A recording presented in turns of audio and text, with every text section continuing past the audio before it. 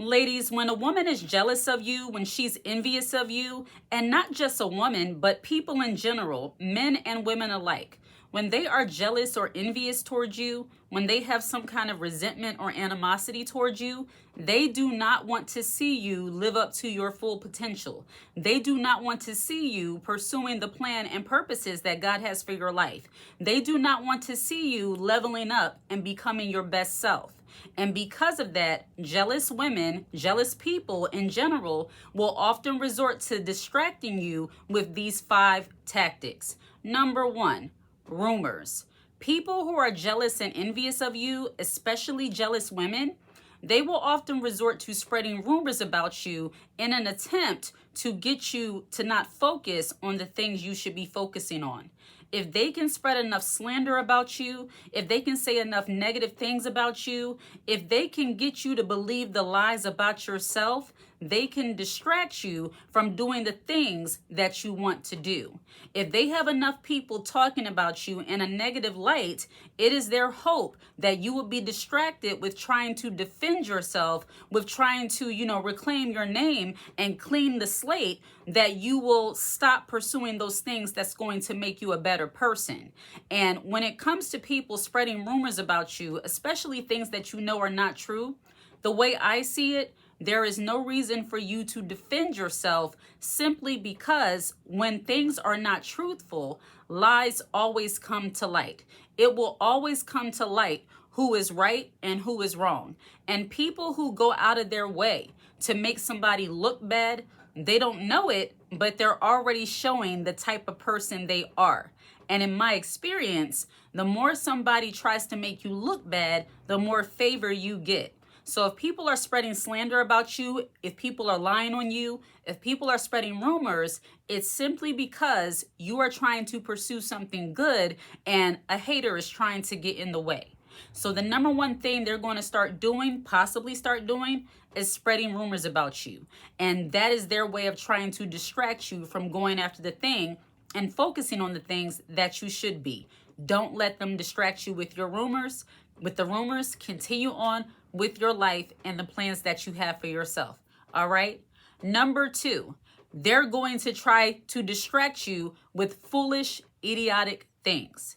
People who do not want to see you leveling up, people who do not want to see you winning in life, people who do not want to see you growing spiritually, mentally, physically, financially, they're going to do everything they can to distract you. Now, this one here could be very subtle, because a lot of times these distractions come from people you might not even realize until later are actually jealous of you or actually envious of you.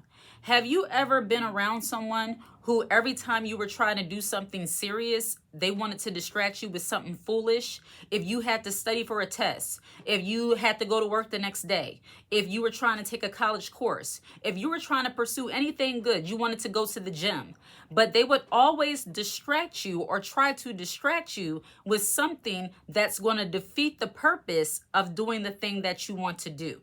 I'll give you an example. Let's say that you're a woman, you want to lose 20 pounds and you're always, trying to go to the gym, you're trying to eat right, you're trying to keep, on top of your health, make sure you get your steps in, make sure you get your water, but you always have that person that's right there. They know exactly what you need to do. They might even know you have a medical issue that is the reason why you need to focus on your health.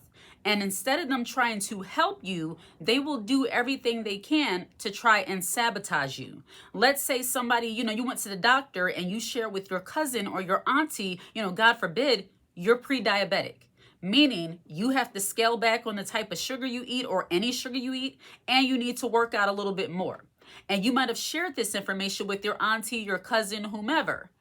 Them knowing that, they will still, when they're a little bit jealous, when they're envious, when they're a little bit just spiteful, they will deliberately try to sabotage your diet. They will deliberately try to ask you, do you have to go to the gym right now? You should stay here with us. So-and-so and them is about to come over. We about to do this. You should stay here with us.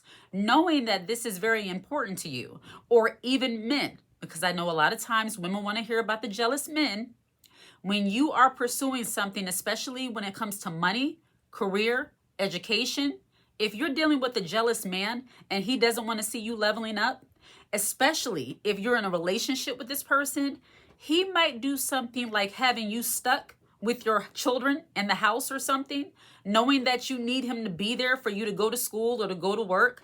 But if he kind of despises the fact that you're getting higher education, that you're trying to work and not depend on him so much, he might do things like, leave you in the lurch, as they say, where now you're stuck. You have to stay home with the kids because he decided to work later on purpose. He decided not to come home on time.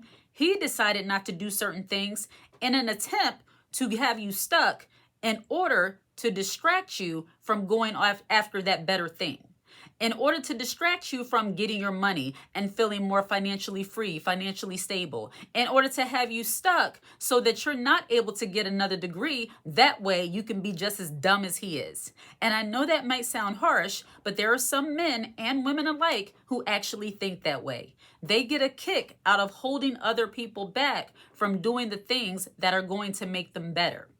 So when somebody is jealous of you, envious of you, or might have a little bit of animosity toward you, they will, number two, try to distract you with things that will defeat the purpose of what you're trying to accomplish.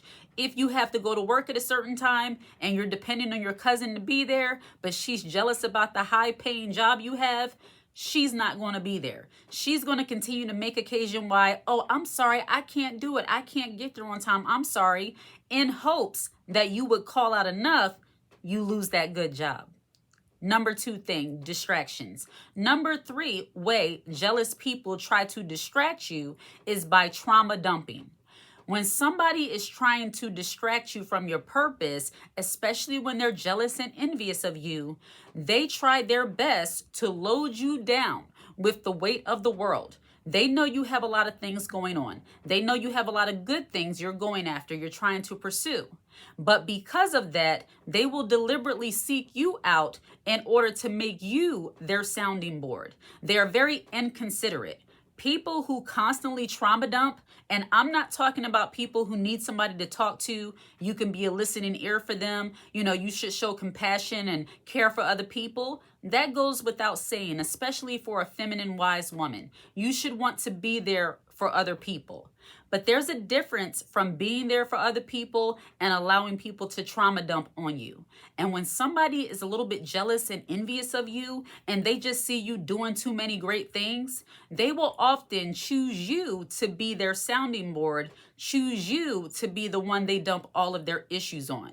That is another form of distraction. They know that you have a lot going on. And because of that, and they see how you're living and how you're changing and things are getting better for you, that's the perfect time for them to dump their mess on you.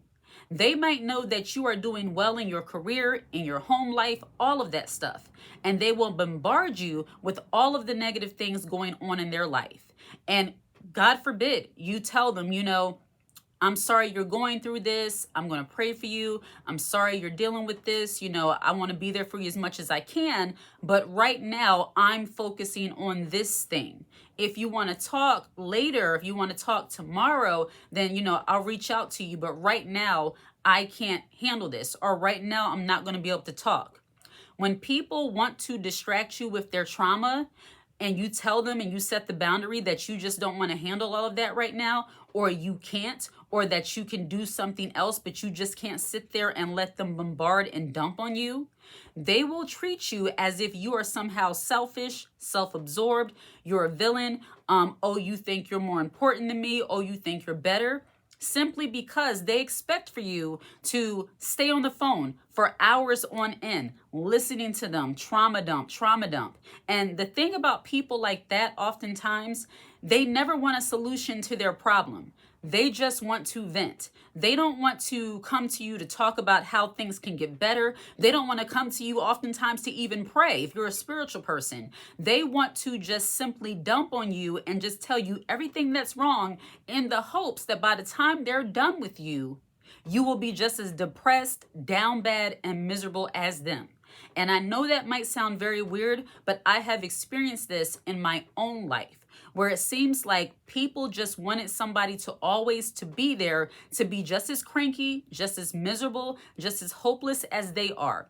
And the way I see it, that is a form of spiritual warfare. When people are always trying to dump on you or always dumping on you, and they're trying to sour your spirit, they're trying to bring down your countenance. You might be up here where you're happy, you're hopeful, you're optimistic, you're trying to see the best, you're doing the best you can. You might not be in the greatest situation, but you're trying to do the best you can. And suddenly, or not suddenly, but oftentimes they'll come to you dumping all of their issues. It's like by the time they're done, they'll feel like a weight is lifted off of them because it's all been dumped on you. And I used to feel guilty about not wanting or allowing people to dump their trauma on me because I felt like that was the Christian thing to do. I'm a Christian. I'm supposed to let people dump their issues on me. And I had to think, no, God said, cast your cares on him. I'm not God. I'm one person. I love you. I care about you, but I can only handle but so much. And then I have other things going on too. So just like I have to go to the source, you need to go to the source too. And if you want a solution, you want to pray, meditate, whatever you want to do, we could do that. But just this continuous dumping and trauma dumping and craziness and just talking nonstop, it's not healthy for anybody. But when people want to deliberately serve as a distraction in your life, and this is more on the spiritual side, because a lot of people who do these kind of things, they might not even realize what they're doing. This is a little bit deeper than just jealousy and envy. This is something more spiritual where people might not even realize that they are actually weighing down the person that they're coming to for help. And that's more on the spiritual side. I might do another video on just trauma dumping and the negatives and allowing people to do that to you all the time. But that is the number 3 way. A lot of times when people are jealous and envious of you, they will deliberately use you as the person that they call to tell all their negative things to, simply because your countenance, the way you carry yourself, is a little too upbeat, a little too happy. You're doing a little too good. So let me bring you down by dumping my problems on you. Number 3. The number 4 thing, and this kind of goes in line with number 3, when somebody is jealous and envious of you, they try to make you feel guilty about doing better in life. They try to make you feel guilty about pursuing something that is going to benefit yourself and your family. They try to make you feel guilty about breaking away from the standard that they have set for you. You often see this in families. When you break away from the pact, when you break away from the mentality of the family, especially when it's a toxic mentality, when you have people, not just family, but friends, close acquaintances, whoever you have in your life or had in your life, who might be accustomed to seeing you just go along, doing whatever negative thing they want you to do. They're able to pull the strings in your life. They're able to control your emotions. They're in a way able to control your moves by the things that they say. When you're no longer affected by the way they try to manipulate you, by the way they try to get you to stay in that crabs in a barrel mentality, they will try to guilt you by saying things like, oh, you forgot where you came from. Oh, so now you can't go around so-and-so and them. Oh, so now I can't borrow money from you. Oh, so now you can't stay here with us. Oh, my house is not good enough for you. Oh, I can't do this or that. And I'm not going to give a specific scenario because it could be so many different ways that people, guilt you. But when it comes to like family of origin, oftentimes it always has to do with money and lifestyle and the way that you live. If you were a person who didn't necessarily like living in slums, it wasn't the best kind of housing, it wasn't the best kind of food, but look, you might have been younger, you might have been a kid, those are the things you grew up with. And when you are able to come into your own as a woman and you're more confident, you're more financially stable, you're more spiritually grounded, and you now see that you have a choice, You're going to have people who's going to try to make you feel guilty about getting away from that environment. You often see this with people who used to live in the hood, used to live in rough areas, ghetto places, and now they're living maybe in the suburbs or at least a better city. They're living around different types of people, people who are not partaking in street activities, people who are not partaking in a lot of drama. They like a more peaceful environment. When you deal with people who saw you when you were in the trenches, who saw you when you were going through your lowest points, and now you've come out on the other side of that by the grace of God, they're going to try to guilt you, especially when they're jealous or envious of you. They may try to guilt you and make you believe that somehow you sold out simply because you're no longer tolerating toxic behavior. So beware of that when you begin to level up and become more confident. Jealous, envious people, they will try to guilt you by saying things like you forgot where you came from, or you think now you're better. They want you to feel like somehow you sold out, somehow you're not as black, somehow you're not as close as family. And this is not just for black women, but this tends to be a thing a lot in our community, especially when we leave toxic environments. The first thing that comes out of a lot of people's mouths is, oh, you think you're better. Oh, you forgot where you came from. And honestly, in my opinion, a lot of the places that a lot of us came from, we don't need to forget, but we don't need to hold on to the negative attributes that shaped us in a negative way. If we lived in environments that made us worse as people, if we built up certain traits that were no good for us and always had us in trouble, why would we hold on to those kind of things, you know? So the number 4 way that somebody will try to hold you back from pursuing a life of peace, better things for yourself, is they try to guilt you with holding your past and how you used to be and saying things like, oh, you forgot where you came from and you sold out. And the last thing, and this is the most blatant thing that people do to distract you or try to do to distract you from your plans and your purposes in life, is with their aggression, their all-out aggression. When people are jealous and envious of you, they can be hyper aggressive to the point where they're picking arguments with you. They're blatantly picking fights with you. You know, they're always looking for a reason to fuss and argue with you. They pick apart everything you say and they try to be offended by the things that you say. They're never trying to be at peace with you. They're always trying to bait you into some kind of argument, some kind of fight. They always want to make an issue with you where there is no issue. When people are jealous and envious of you, they seek to be confused. They want to be confused by your words. They want to be offended, and they want you to feel like you are always saying something to them to make them feel bad about themselves. So when it comes to dealing with jealous, envious people, they will always, if not always, try to use these 5 things to hold you back from focusing on the things that you should be focusing on as a leveled up, confident woman. And you cannot allow them to do that to you. All right? Like and subscribe to the channel and share this content. Hit the notification bell so that you're aware when I post a brand new video. If you watch this video until the very end, put the high heel emoji in the comment section. I absolutely love to see it. Take care.